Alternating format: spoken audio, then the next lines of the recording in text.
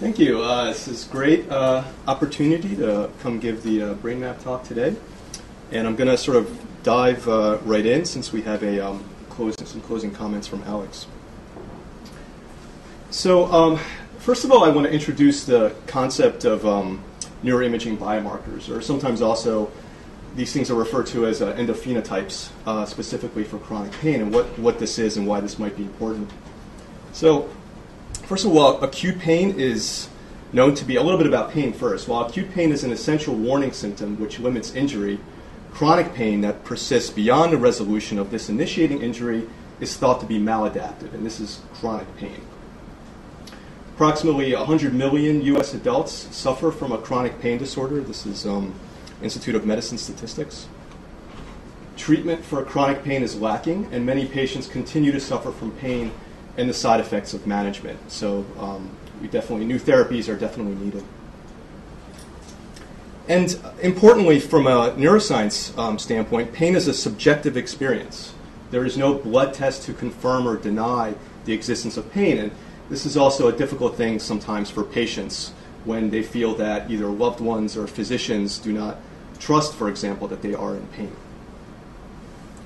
So can pain diagnosis and therapy be improved via neuroimaging biomarkers? That's a question that I'm going to pose.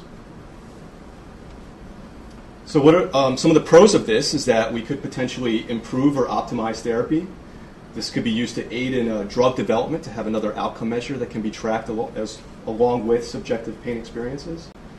Also, there might be pain diagnostics for non-communicative populations. Not everybody can come and tell you how much pain they're in or be able to verbalize this adequately. Also, there's a standpoint of personalized medicine. Can neuroimaging be used to help with personalized medicine for chronic pain? And then finally, there's improved insurance support, such as validating a quote-unquote subjective report of pain. But there's also some very important cons to this.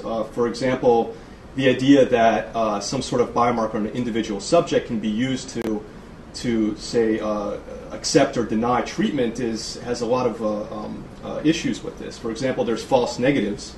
For example, the patient is in pain, but the brain imaging result shows that they're not in pain, for example. And so this, of course, raises patient trust issues, potential denial of therapy, insurance, employment issues. And then, of course, there's also false positives. So unnecessary, costly treatment, potentially harmful analgesic therapy. These are all potential cons of a quote-unquote neuroimaging biomarker. And, of course, finally, there's research usage, just the machinery that's involved in getting some of these potential biomarkers. Human, scanner, financial, time, etc. So an overview of this talk is I'm going to look at how some of the research that we've been doing in our lab has been evaluating neuroimaging biomarkers, and also how these can be used to inform potential mechanisms of action for acupuncture analgesia. So part one of this talk, we're going to talk about how does acupuncture relieve focal neuropathic pain, incorporating neuroimaging into a clinical trial for carpal tunnel syndrome. In part two of the talk, I'll talk about acupuncture mechanisms for not a local lesion, but a more global functional pain relating resting brain connectivity with clinical pain intensity. So first of all, what is acupuncture? I'm sure not everybody in the audience is familiar with this. It's basically the insertion of solid shaft needles in prescribed locations throughout the body. It's a therapy that's been around for thousands of years in China and is growing in popularity in the West as well. There's a lot of variability in acupuncture practice and how different people practice acupuncture. There's different techniques for different conditions. There's manual acupuncture where the needle is twisted by the hand. There's electroacupuncture where electricity is imparted on the needle. And so you can imagine very different neuroscientific and somatosensory components of the treatment. So this is an example of an acupuncture needle, and it's inside of a guide tube pressed against the skin. The needle is inserted and the guide tube is lifted up off of the needle.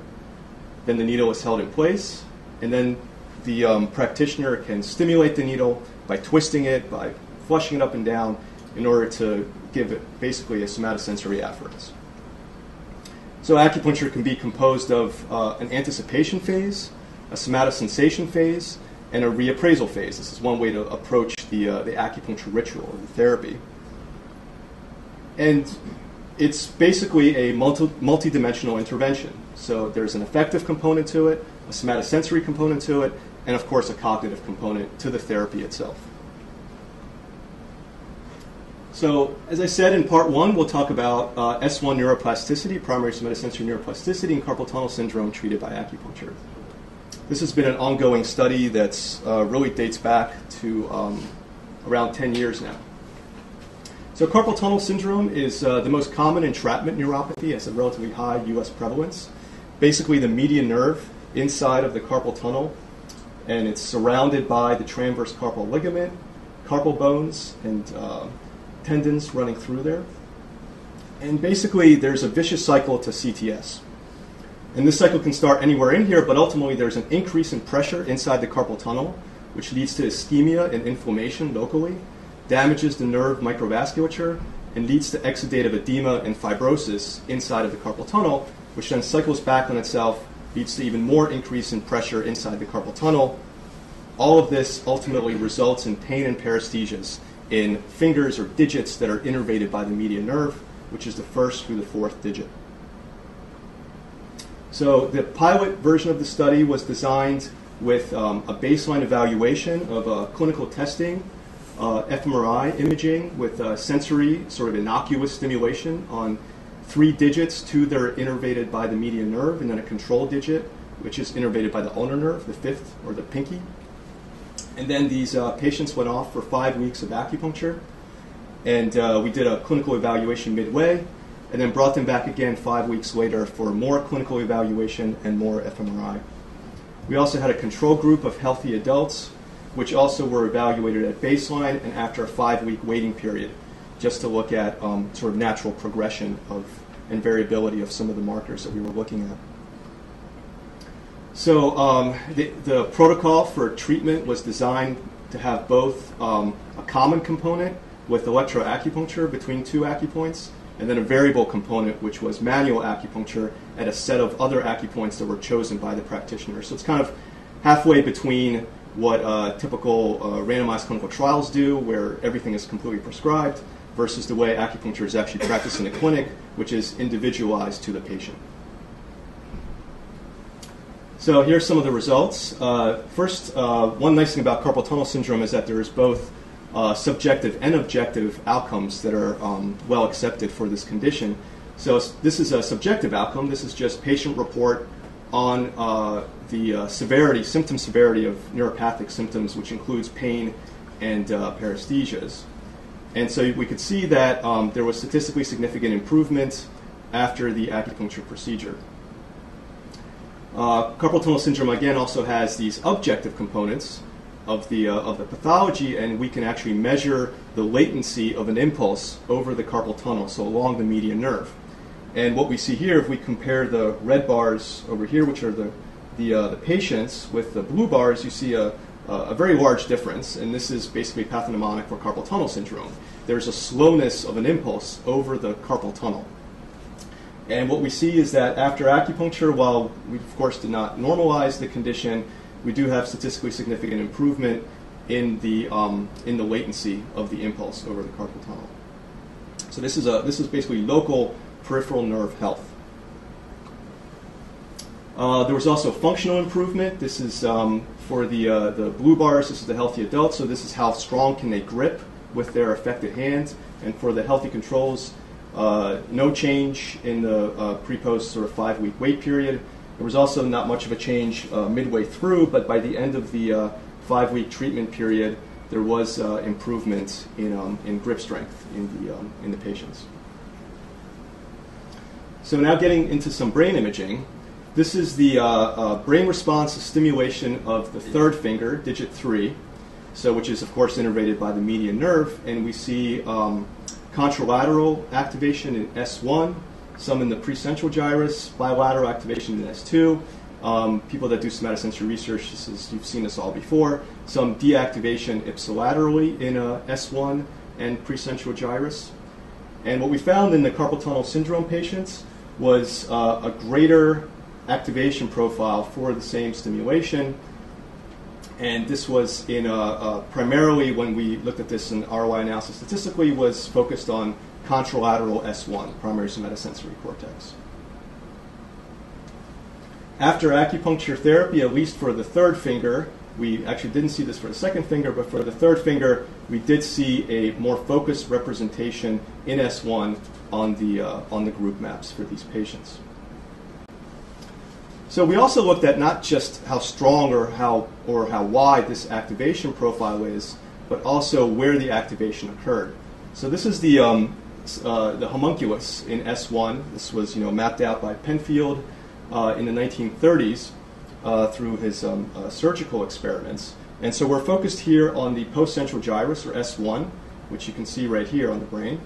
And basically there's a mapping of the body onto the primary somatosensory cortex. Here's the head, the face, the hands, all the way up the torso.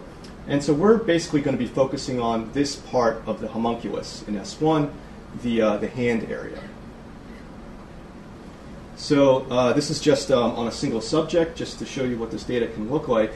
This is digit 2 activation for stimulation of digit 2, digit 3, and digit 5. And basically, if you can imagine a sort of a center of mass of these activations, you can see that as we go from the second to the third to the fifth finger, the activation basically goes up the gyrus more dorsally. And I would argue this matches very nicely with Penfield's descriptions in the 1930s from electrophysiology experiments. As we move up, for different fingers of the hand, we have the thumb, the index, the middle, up to the pinky, the little finger. So what we found, this was actually the first fMRI study of carpal tunnel syndrome patients. And what we found was that as opposed to healthy adults, where these digits, these fingers are very nicely separated between digit 2, digit 3, digit 5, these are, by the way, center of mass for the group maps for stimulation of these digits across the group. In the carpal tunnel syndrome patients, there was basically a blurring of representations. The digit 2 representation was much closer to digit 3 than it was in the healthy adults. We still saw some nice separation between digit 3 and digit 5, the ulnar nerve innervated finger. And when we correlated this with the degree of peripheral nerve pathology, we found a significant correlation such that the worse the pathology, so this is the longer the latency, the longer the median nerve latency, the closer the D2, D3 separation distance. So the more blurred the cortical representation was in the contralateral primary somatosensory cortex.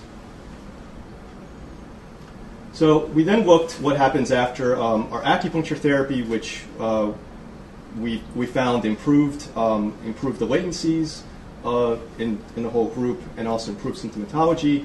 We found that while the healthy adults did not see really an appreciable change in D2, D3 separation distance in the test-retest study, in the CTS patients, we did see a wider representation in the digit 2, D3 separation.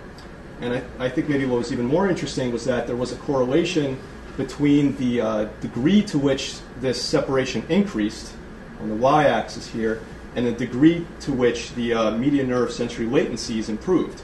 So the greater improvement in median nerve sensory latencies, the greater the separation, the change in separation of D2, D3 in contralateral S1. So you can think of these as sort of the responders, because here's the zero line, and the non-responders to the right. So our model for this is that CTS has a central manifestation to the peripheral nerve dysfunction. So carpal tunnel syndrome is characterized basically by pain and paresthesias. These are all sort of positive symptoms in these patients. This leads to more frequent and abnormal nerve traffic to the brain, which then through disinhibitory processes, because this has been seen in other chronic pain populations, leads to more extensive and wider representations of the area in pain, the digit representations in the cortex. But CTS is actually very interesting in that the paresthesias that they feel are very diffuse. These paresthesias or dysesthesias are diffusely spread over the fingers innervated by the median nerve, so the first through the fourth finger.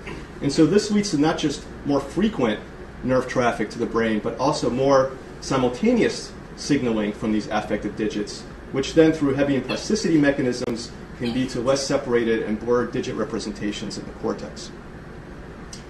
So this basically is our model for the results that we have in the brain imaging findings. So what was also interesting is, and kind of leading, is that, at least in this pilot study, was that we did find a correlation between the improvement in paresthesias in these patients and the change in D2, D3 separation. So the more improvement we had in the paresthesia score, the larger the change in the D2, D3 separation distance. So one question is who cares? So who cares if your digits are more blurred and closer together represented in contralateral S1? Is there potentially a behavioral correlate of this? So for example, it's known that CTS patients have difficulty with fine motor control of their fingers.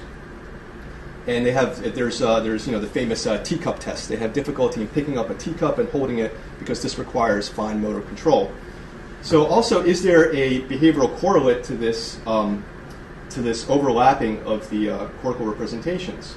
So if we were to blindfold CTS patients and stimulate one of their fingers, one of their median nerve innervated fingers, and ask them which finger was being stimulated, would CTS patients be more apt to misattribute D2 stimulation, so digit 2, finger 2 stimulation, with D3, or the third digit? So right now we're in the midst of a larger sort of phase 2 study where we have now CTS patients being randomized to a local Verum acupuncture group, then a distal Verum acupuncture group. So the question there is, does it matter if I do the needling right at the site of the lesion, or can I be sort of on the ankle, somewhere far away, and still get similar results?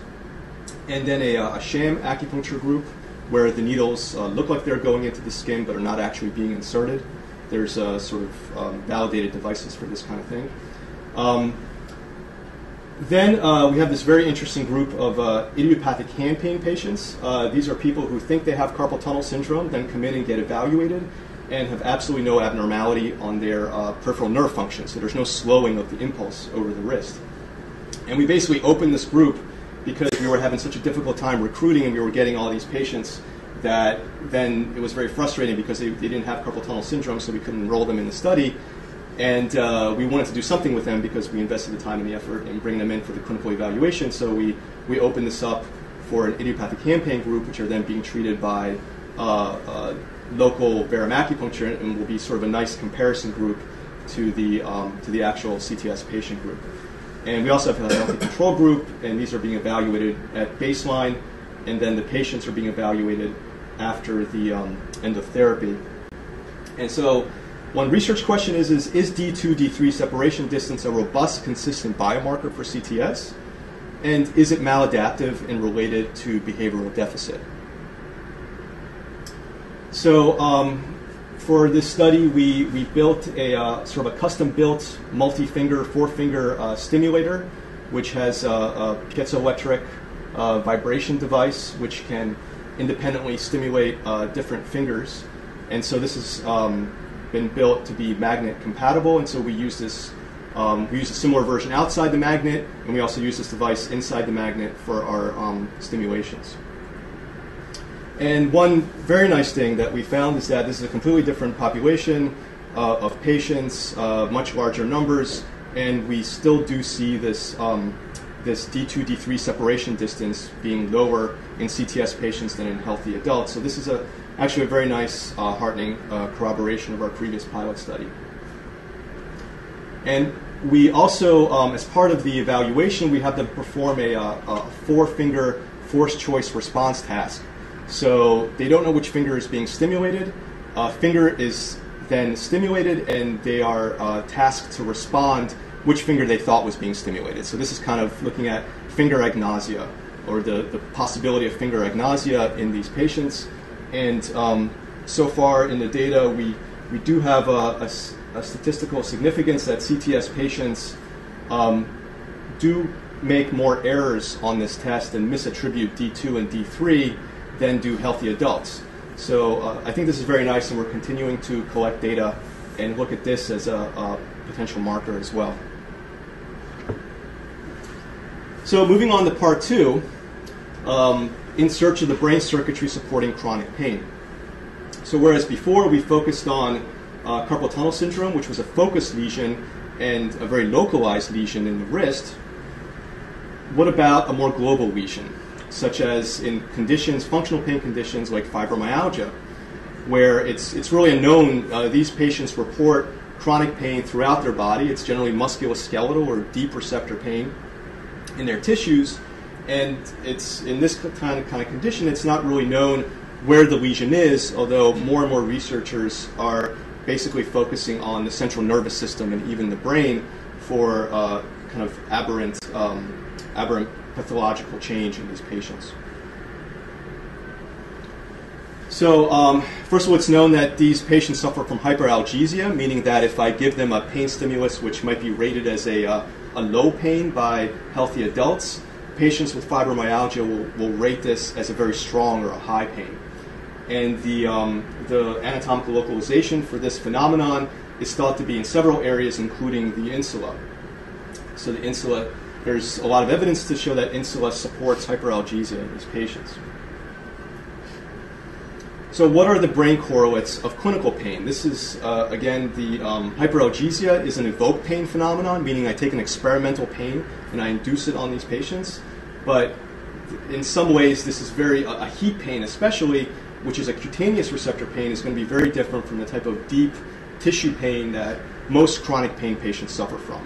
And what is not known is the brain circuitry supporting this chronic clinical pain. So this is very difficult to resolve.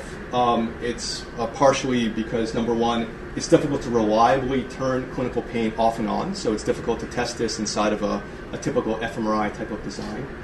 Also, continuously asking subjects to rate a fluctuating pain that they're experiencing adds a cognitive load of rating to the more sort of pure pain perception that these patients typically feel as they go in day to day and have their chronic pain fluctuate. So one question that we asked is, can functional connectivity MRI be used to localize clinical pain state-specific brain circuitry? So one of our target quote-unquote resting state networks was the default mode network. Probably most people here are familiar with this, but very quickly, this is an anatomically defined set of brain regions that are more active at rest when there's an internal focus versus externally focused tasks, and this can include visual, motor, somatosensory, etc. So one question is when is the default mode network activated? And this has typically been seen in cognitive experiments relating to self-referential cognition, autobiographical memory, etc., etc. This network includes the inferior parietal lobule, posterior cingulate cortex precuneus, medial prefrontal cortex. And what's been shown is that not only does this network deactivate with any sort of externally focused task, but if you look in a resting state of collected data, you see very nice sort of co-fluctuations in fMRI signal from areas that are part of this network. So the orange or the yellow is coming from the posterior cingulate cortex, the red is coming from the medial prefrontal cortex, and you can see very nice sort of fluctuations in this data. And so it's a fairly robust, it's probably, I would say, the most robust resting state network out there. So why target default mode network connectivity as a biomarker for clinical pain? Well, one reason is its robustness. So resting DMN connectivity can even be evident in single subject scans, which of course is going to be very important for biomarkers, potential neuroimaging biomarkers for pain. Also, default mode network activity is known to be modified by chronic pain. So there's actually several studies showing this. This is one study by Vitaly et al. A few years ago showing that the brain response to a visual tracking task is different in chronic low back pain patients, and specifically it's different in default mode network deactivation. So whereas sort of the activation response to this task was found to be similar and not significantly different between patients and adults, it was the deactivation to this task in the default mode network that was found to be sort of curtailed in the patients. So healthy adults deactivate the default mode network more than low back pain patients. So why is that? Why don't pain patients deactivate default mode network as much as healthy adults? Is the default mode network differently engaged at quote-unquote rest in these subjects, in these patients? So in this study, we looked at intrinsic brain connectivity or resting state connectivity in fibromyalgia patients versus healthy controls. We had a cohort of healthy controls that we, quote unquote, subjected to a 6-minute resting state scan, and we had a matched group of fibromyalgia patients which experienced the same scan. And we also, which is very nice, during the scan, before and after, we asked them to rate their spontaneous pain on a visual analog scale from 0 to 100. These patients then went off for 4 weeks of either real or sham acupuncture and came back for 6 minutes resting fMRI evaluation. So the first part of the study is just a cross-sectional comparison. Is there a difference between resting connectivity in healthy controls versus chronic pain fibromyalgia patients? And what we found is that there was, in fact, greater connectivity between the default mode network and areas such as the anterior and middle insula in the chronic pain patients compared to the healthy adult subjects.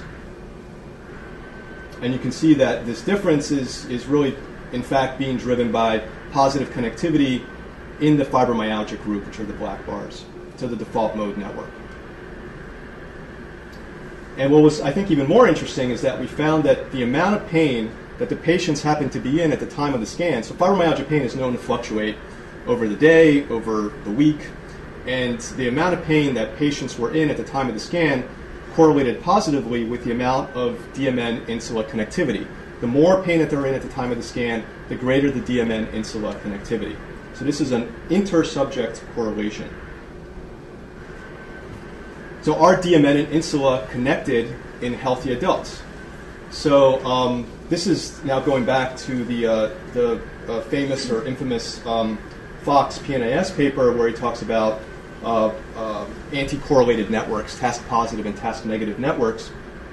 And if you look at this, basically the anterior and the middle insula are part of the quote-unquote task-positive network. They are not correlated, normally correlated with the default mode network, the task-negative network. Also, if you see the anterior and the middle insula, as was done by Taylor et al., the connectivity patterns are, again, basically anterior and posterior middle cingulate cortex, not the default mode network. So normally, in healthy subjects, the insula should not be correlated with the default mode network, specifically the anterior and middle insula. So then we looked at pre-post acupuncture, and for this study, these two groups ended up being collapsed. This was a pilot study. We didn't have enough subjects for a separate analysis. And what we found, first of all, is that acupuncture reduced pain, so on both the McGill sensory and the affective score. That's the sham and the verum? This is the sham and the verum combined in this particular study. Getting into the clinical trials literature on acupuncture, I think it's pretty fair to say that for many chronic pain conditions, if there is a statistically significant difference between real and sham acupuncture, there's not a clinically significant difference between real and sham acupuncture, and that varies between different chronic conditions. But for fibromyalgia, for example, there has been very few clinical trials that have shown a difference between real and sham acupuncture for fibromyalgia. There's a recent meta-analysis on this. So in this case, we combined both real and sham acupuncture, basically both of which combined, and I don't think there was any difference between the two groups, relieved pain in these patients. And also, we saw a decrease in the DMN-insula connectivity in these patients. So this is very nice. Pain is reduced, chronic pain report is reduced, and also the DMN-insula connectivity is reduced. Are you doing acupuncture in healthy? No, there was no acupuncture on healthy subjects. This was just on the patients. The healthy subjects are just there for baseline cross-sectional comparisons. So another study that we completed a little more recently was now in a different pain populations, in chronic low back pain patients. And here, so this is a different pain population. This is also a different scanning modality. This study was actually done with ASL, Post-ASL, and we looked at connectivity with our post-ASL metrics. And in this study, we also found a significant correlation between the amount of pain that the patients were in at the time of the scan and DMN-insula connectivity in a very similar part of the insula, basically the mid-insula cortex. So the more pain that they're in at the time of the scan, the more connectivity there is between the default mode network and the insula. Now, interestingly, these patients were then subjected to a maneuver that increased their pain. This was meant to be a short-term increase of the clinical pain state. And so this was basically a radiculopathy patient population, and their legs were called straight leg raising, which very nicely increased the amount of pain that the patients were in at the time of the scan. So then we completed a second resting scan after we were able to increase their pain, and we found that the change in pain, that the more pain was increased from the baseline by these maneuvers, the greater the connectivity between the default mode network and the insula. And so this is very nice. This is by Markers et al. And is currently in review. So basically, to rehash, we've decreased the pain, and we've decreased the DMN-insula connectivity, and now we've increased the pain, and we've increased the DMN-insula connectivity. Did you do any kind of post-scan question to figure out if, like, while they're in the scanner, they're actually focusing on their pain, thinking about their pain, it's, consciously aware of their pain? Yeah, no, we haven't done it yet. We haven't gotten into sort of, kind of more of like a qualitative research about what is it that you're thinking during these scans and how might pain be. This is definitely something we have to do in the future is get at why we might be seeing these changes and what is it about this. And I'll get to this in a second, but the idea is how specific is this to pain? Is there something else about these pain patients that is leading to this increased DMN-insula connectivity that is also correlated with the amount of pain that they're in? And so what we're seeing is basically a correlative and not a causal relationship. So another interesting study we did is now to take healthy subjects and try to make them be like chronic pain patients.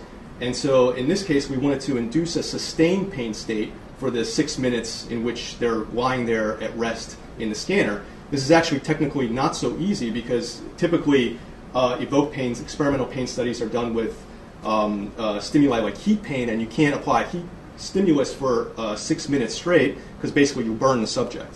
So what we did is we took a pressure cuff algometer, and this was applied to the leg, and it's ischemic pain. So you're squeezing and you're producing a predominantly deep receptor pain. It's like a Charlie horse. It's a deep receptor pain in the patients. It's fairly uncomfortable. This was tailored to be roughly 50 out of 100 pain, so sort of a mid-level of pain. And we can see that this amount of pain was actually pretty stable over the 6 minutes. So the subjects, these are healthy adults, and the subjects are asked how painful was the stimulus across the 6 minutes, and we can see a fairly stable, there's no statistical significance in any of these for the amount of pain that they're in at the time of the scan. And you asked that afterwards? Afterwards, yeah. Retrospective, yeah. This was not interrupting their resting experience.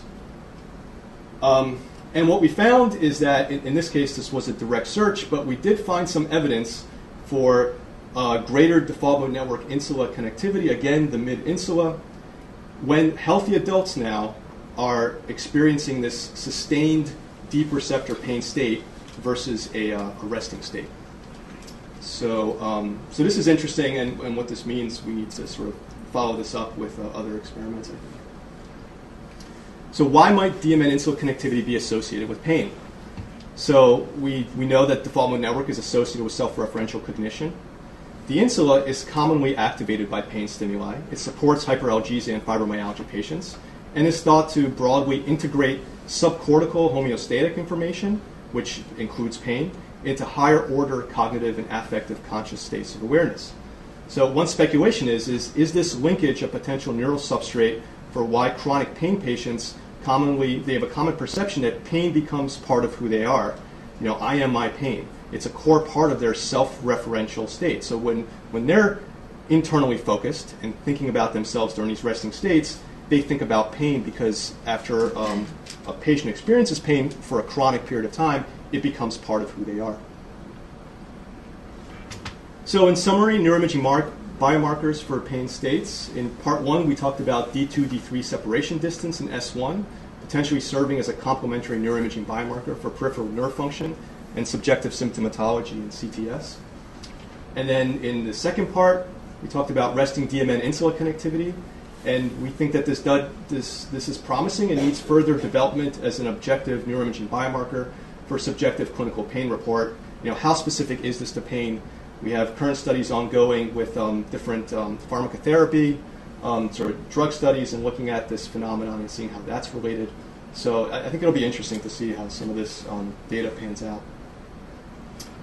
So neuroimaging can also be, what are the implications of these results for acupuncture research? Neuroimaging can be incorporated into clinical trial designs to explore potential mechanisms underlying clinical improvement for acupuncture. So potentially there's different acupuncture mechanisms for different pathologies. This shouldn't be too surprising. The way that acupuncture works for carpal tunnel syndrome may very well not necessarily be the way that it works for a global pain condition like fibromyalgia. So in a local lesion, somatosensory neuroplasticity in S1, and perhaps the somatosensory component of acupuncture is going to be important. It might be associated with acupuncture-induced improvement in peripheral nerve health. Whereas for a global lesion, functional brain connectivity in the default mode network might prove to be an objective neuroimaging biomarker for chronic functional clinical pain sensitive to acupuncture analgesia in fibromyalgia. So thanks for your attention, and I want to thank all my collaborators on these studies. The fibromyalgia data was actually collected in the University of Michigan with my collaborators there, and the carpal tunnel work was in conjunction with collaborators at Logan College and at Spalding Rehab Hospital. This has been a longer ongoing study, and the low back pain study was with